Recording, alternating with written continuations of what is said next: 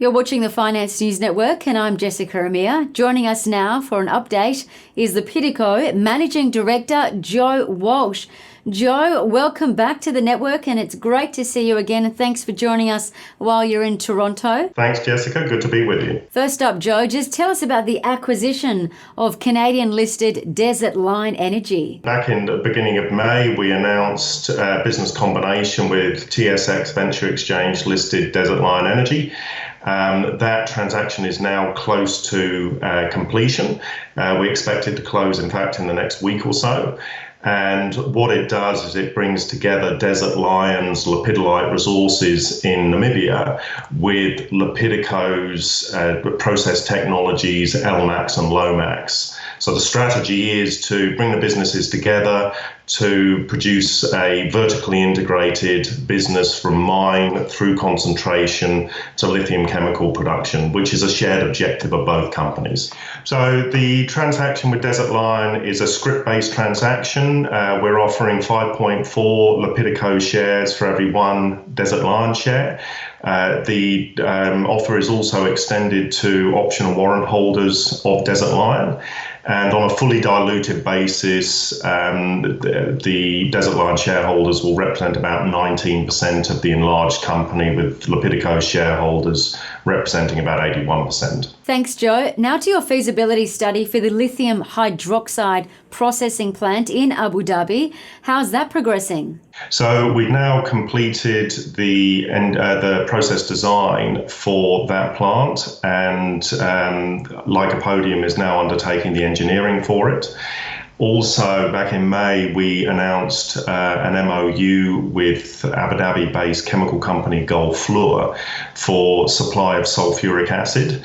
Our chemical plant will consume reasonable quantities of sulfuric acid, so it's an important input for us. And Gulf Fluor will also be providing us with land to put our plant on. Ideally, we'll be having that plant located as close to the source of sulfuric acid as possible. And being an established chemical producer in the region, they'll also be providing support for selling our byproducts into that region. And Joe, you're just about to jet over to Namibia and Abu Dhabi.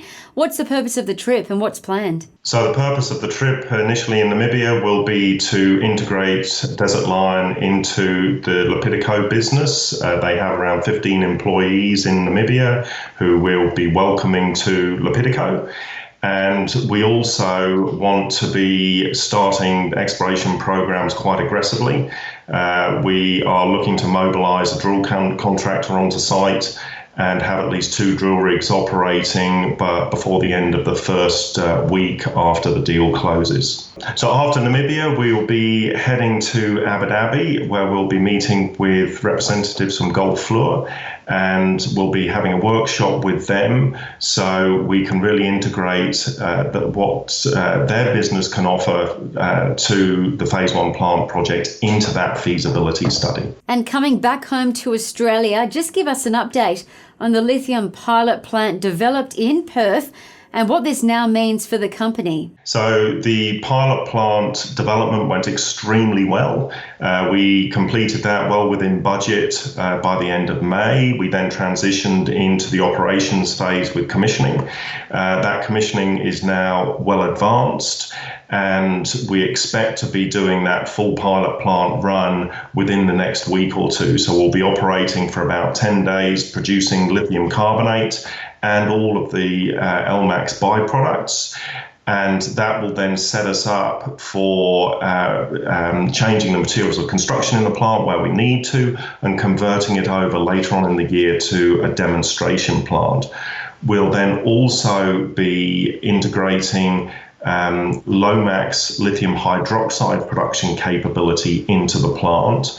So when we run it next, probably in November, we'll be then producing lithium hydroxide, which we will expect to be then using for the commencement of qualification for that product. And just lastly, Joe, before we let you go, is there anything else you wanted to add today? Yes, certainly. It's been a very dynamic first half of the year for Lepidico. The second half of the year is shaping up to be equally as dynamic. We've made some real inroads in progressing our process technologies, both LMAX and LOH-Max.